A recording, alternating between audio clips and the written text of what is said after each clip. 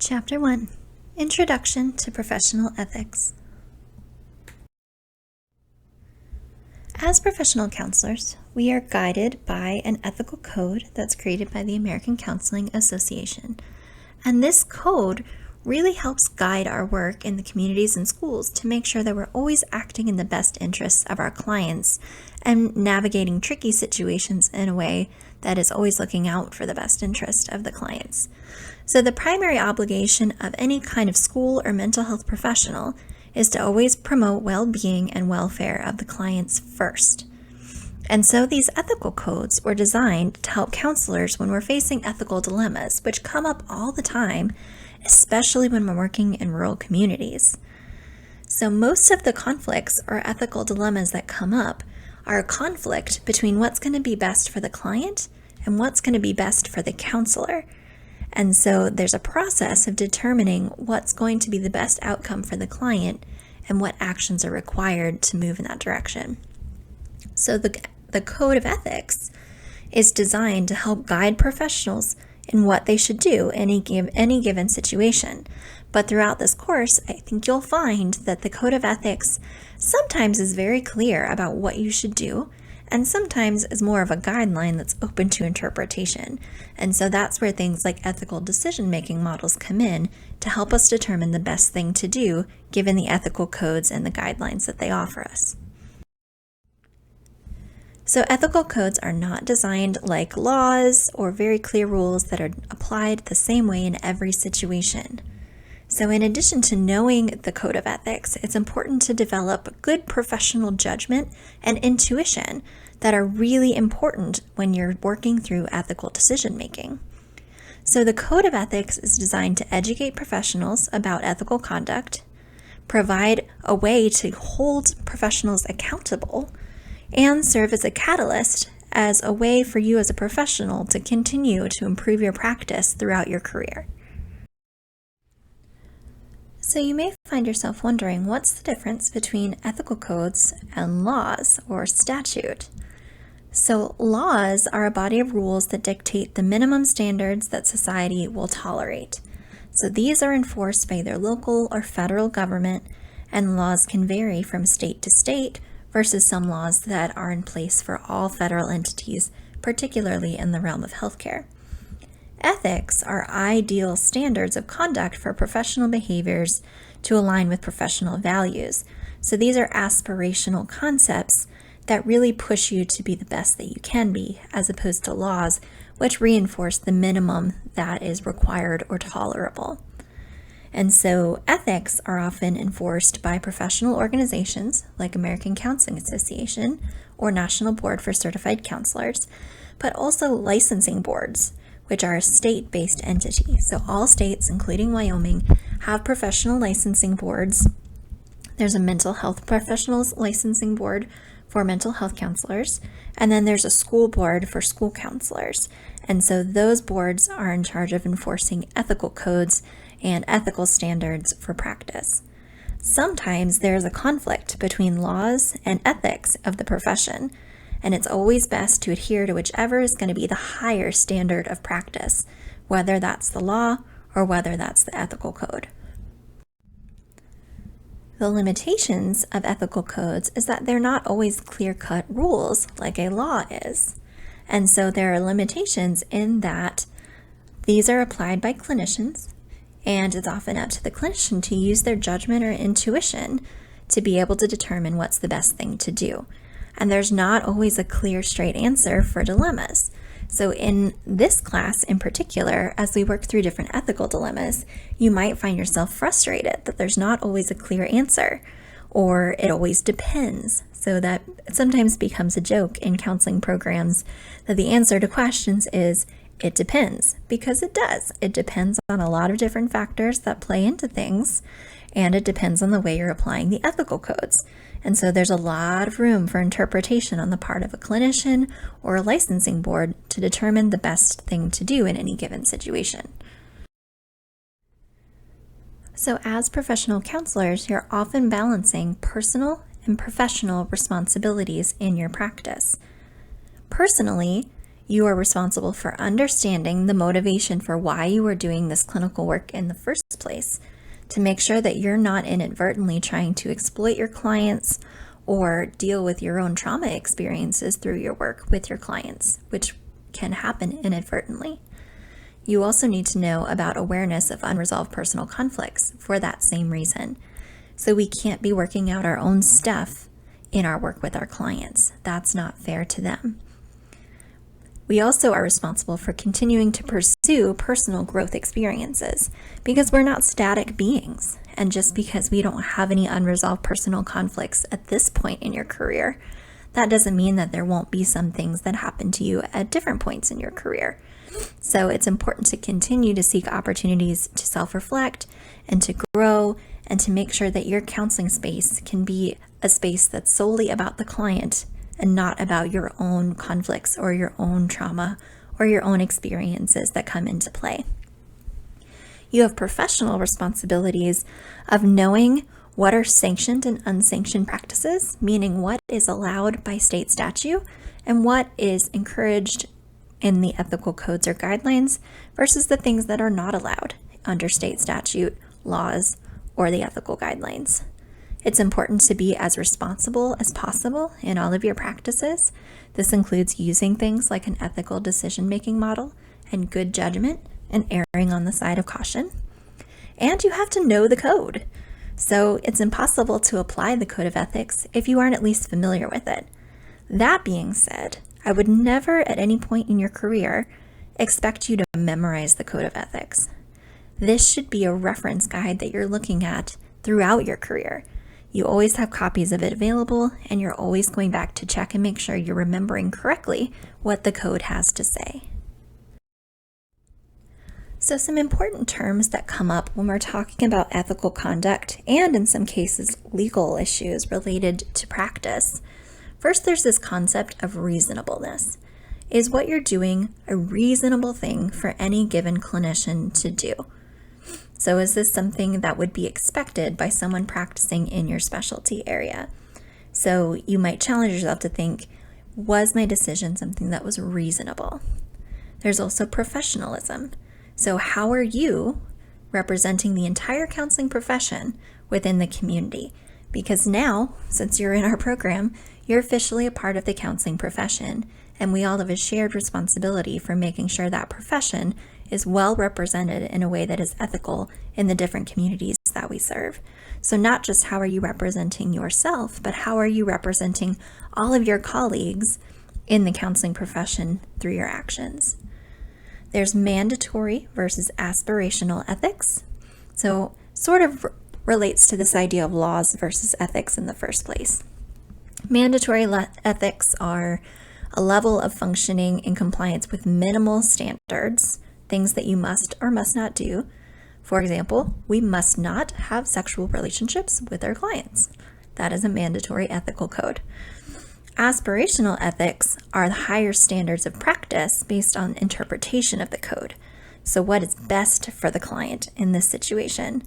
That comes into play when we think about things like mandated reporting or when we think about things like allowing clients autonomy. There are situations where we have to report things because they're very clear. And then there are other situations where it's unclear. And so that's where we have to use things like the code of ethics to make sure that we're aspiring to the highest standard of professional conduct within our interpretation of the code and not just interpreting the code to do the bare minimum. And then there are, of course, things that are clearly unethical and extreme violations of ethical guidelines. So things like insurance fraud, inappropriate relationships with clients, stealing things, often things that are going to violate laws or statute. So as counselors, as a whole profession, we subscribe to a set of principal ethics, which should guide all of our interactions with our clients and our decision making. So these will come into play when we're using the ethical decision-making model because we have to consider how our actions align or disalign with these principal ethics of our profession. So first is autonomy, which means that clients have the right of self-determination or freedom. They get to direct their own counseling experiences. They get to choose their own clinicians. This comes into play especially in the area of addictions and considering clients that may not be ready to seek change or may not be ready to be sober. They have autonomy.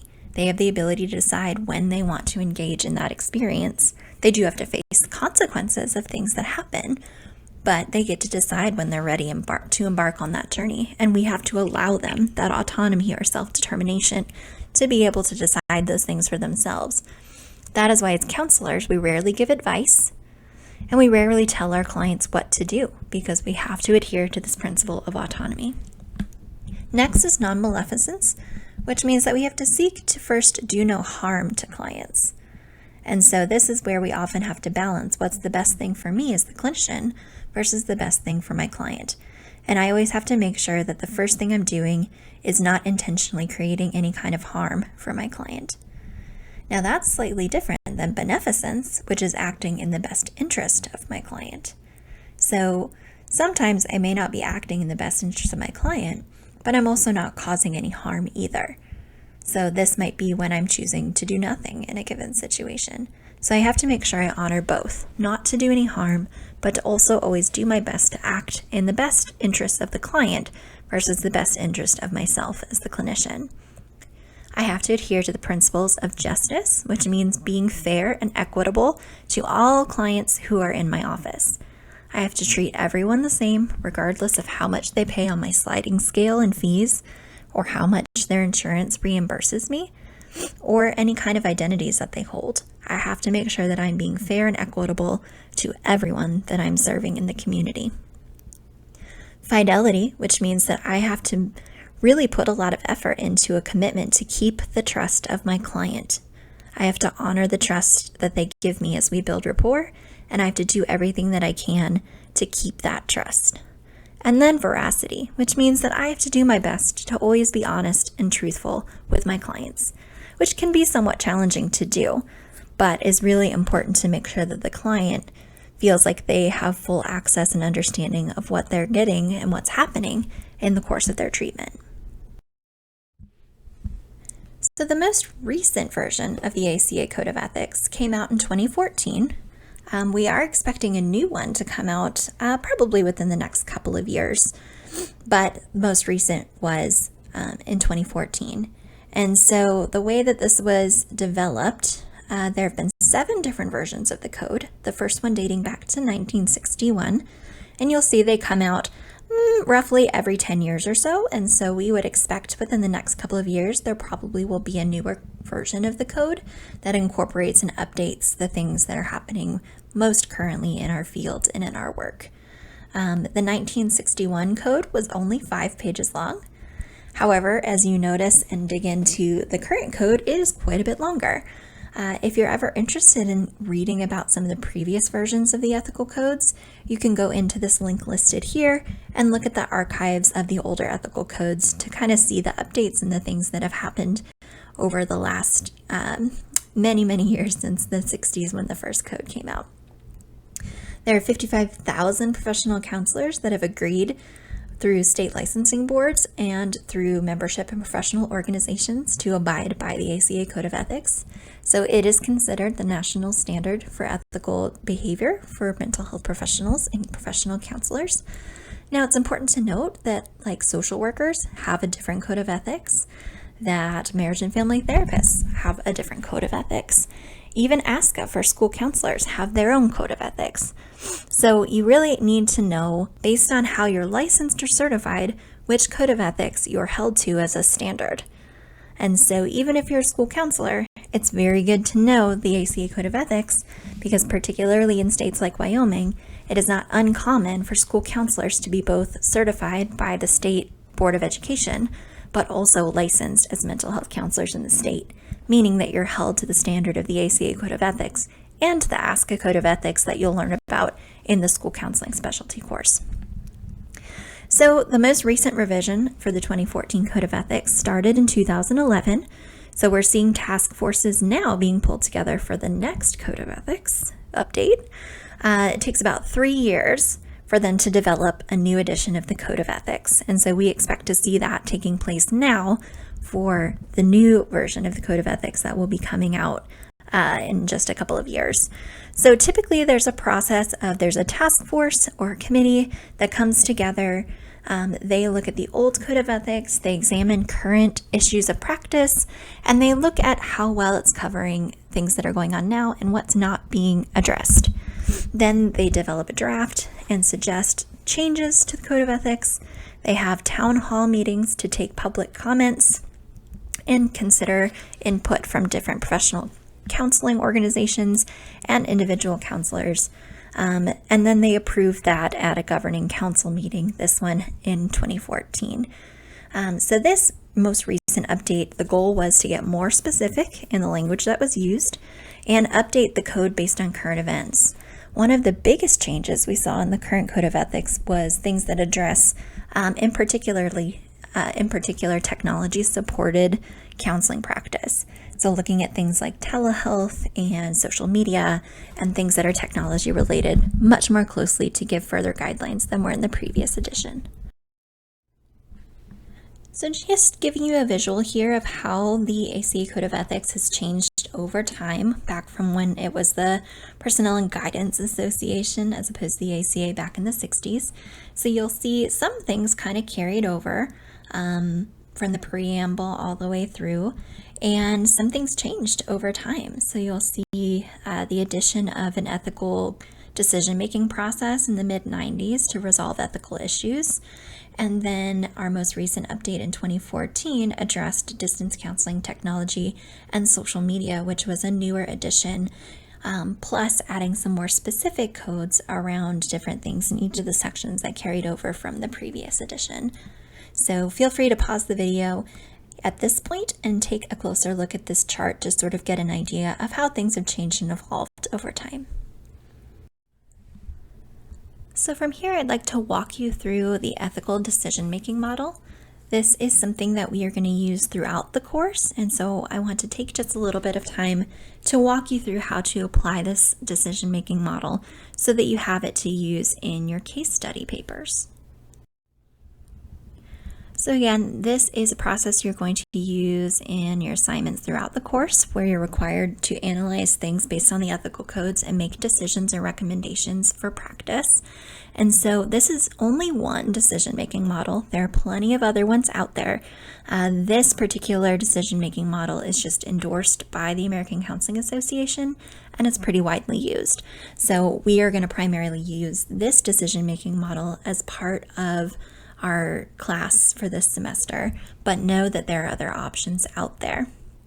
So there's a multi-step process, and on our course page you'll see that there is an infographic that ACA has created that sort of nicely walks you through the process on one page. So that's a nice thing to print out and just keep in your office when you're practicing. But also there's a separate document that's put out by the developers of this decision-making model that describe things in a bit more detail than they get into in the book. So just giving you some additional resources.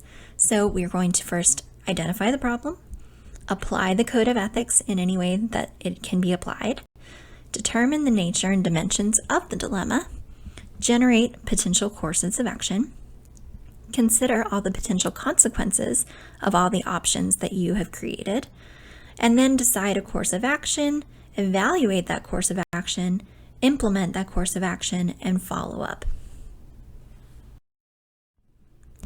So the first step of any ethical decision-making model is to first realize that there's an ethical dilemma in the first place.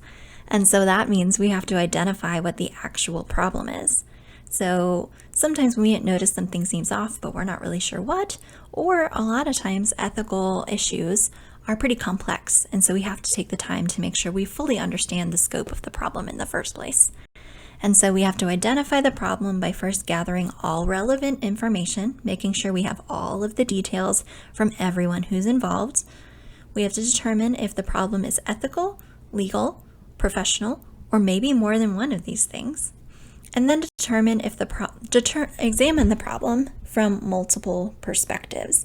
So not just from my perspective as a clinician, but maybe from the perspective of the client, or the perspective of my supervisor, or more the perspective of the other clinicians that are involved.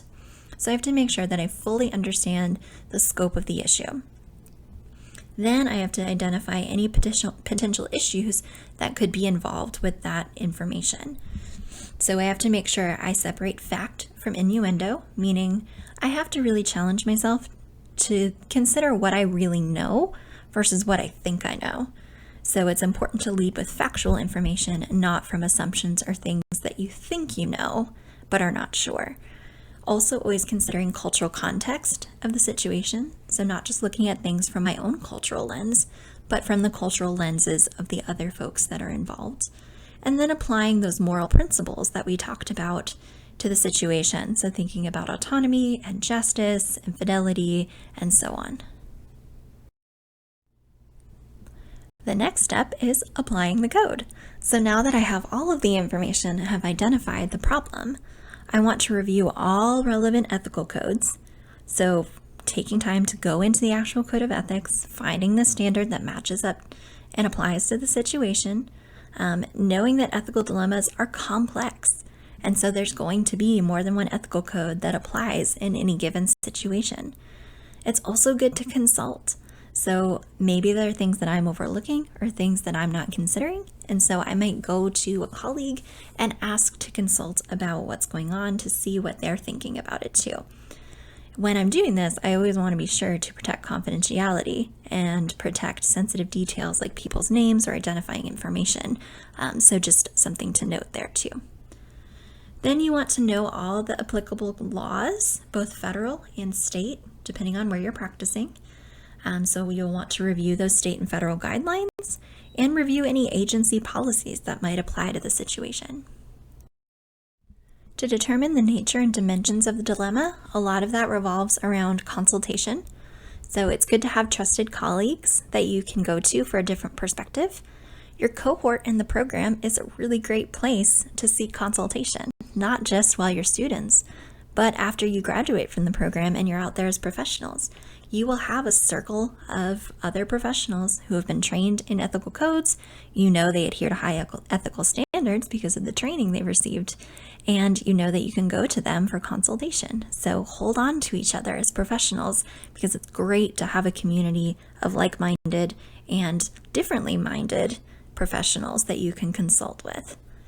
Also consider clinical expertise when consulting. So if this is about a particular area and you may not have enough expertise to really determine what to do, seek out someone who does have additional training or expertise in that area to get a different perspective. Also consider the reasonable person standard. So if you're trying to determine what a reasonable person would do, you probably want to seek out someone that you would consider to be a reasonable person to consult with. So having a full picture of what's going on, knowing the relevant ethical codes, and having consulted to consider other perspectives, then we want to generate and consider possible courses of action in this situation. So we'll want to sit down and brainstorm all the potential options of things that you could do. Remembering that always a choice is to do nothing, because sometimes that is the best thing to do, is to just do nothing and see what happens or monitor the situation. So in this course, as you're working through different ethical dilemmas, remember that doing nothing is always an option. You can be creative. Think about ways to use different resources at your disposal, or to perhaps connect with other providers or other resources to create some new possibilities. And that may involve consulting to understand the array of what's available or to consider some new ideas. Then you want to consider the potential consequences of all of those actions. So for each of the things that you considered as a possible outcome, what might happen? What's the best thing that could happen? What's the worst thing that could happen? Ponder the implications for the client and for others who are involved or affected, and then also for yourself as the counselor, because we do always want to consider things like risk of malpractice and making sure that you're conducting yourself within accordance to law, statute, and ethical guidelines.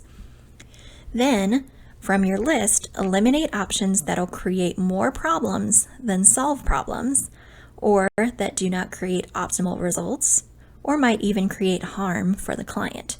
So if it's something that doesn't improve the situation, eliminate it from your list of options and then see what's left.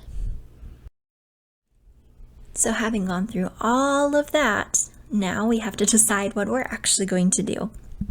So we evaluate and implement whatever we choose.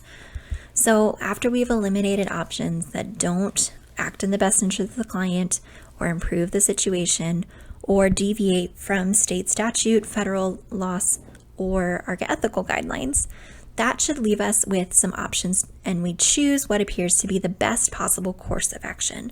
Again, remembering sometimes the best thing to do is nothing and monitor the situation. So this requires sometimes some ego strength, because remember, it's not about us, it's about the clients. And so we might have to choose to refer someone. We might have to choose to critically examine our own practice or to seek additional supports to be able to do what's best for our clients. Typically, this is the hardest part of the process because there's rarely one right answer to any ethical dilemma.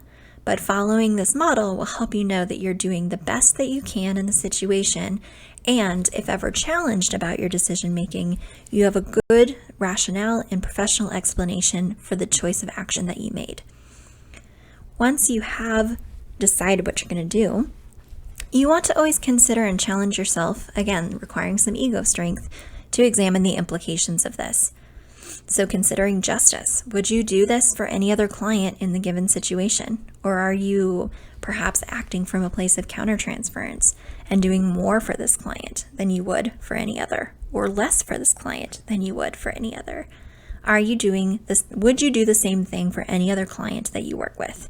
So that's always a good challenging question to ask yourself.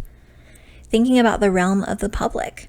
So if you had a press conference tomorrow and they asked you about what you decided to do, would you want other people to know about it?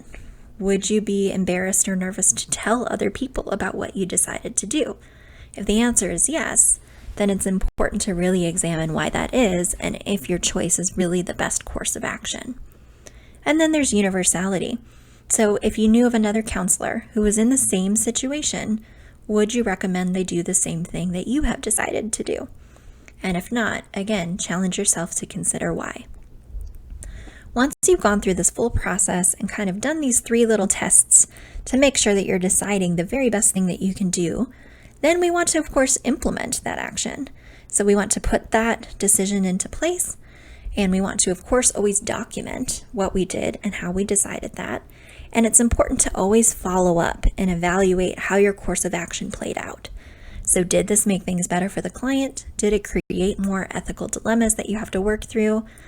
Always making sure that you're evaluating how things play forward once you've decided what you're going to do in any given situation. And of course, always documenting things accordingly. So that was a very brief overview of how to use the ethical decision-making model. We're going to use it quite a bit throughout this course, so it'll get to be something that's very familiar to you. But this visual or the infographic that's posted on our course page are both very good resources to help you in this course as you're working through the ethical decision-making model.